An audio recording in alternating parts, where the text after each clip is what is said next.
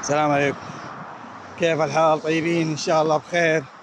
مساء النور، مساء الأنوار، مساء المشي في الجو الحر هذا والأجواء الغير مضبوطة. المهم بس قاعدين نقنع نفسنا إنه نمشي بالغصب عشان الدنيا تمشي معانا. وصراحة نهني الطلاب والطالبات بالسنة الجديدة، واليوم أول يوم وما أدري من راح وما أدري من غاب. المهم سنة جديدة إن شاء الله خير علينا كلنا يا رب.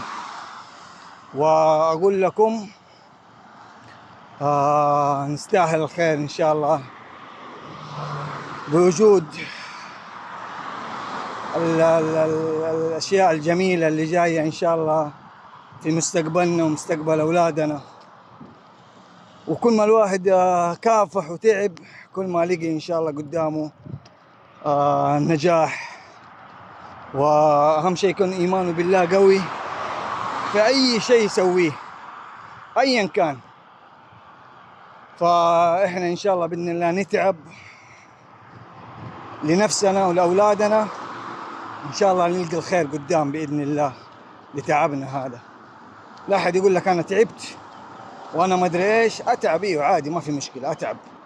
أتعب اليوم، أتعب بكرة، بس بإذن الله ألاقي شيء ينفعنا في التعب هذا. هذا اللي أنا حبيت أوصله.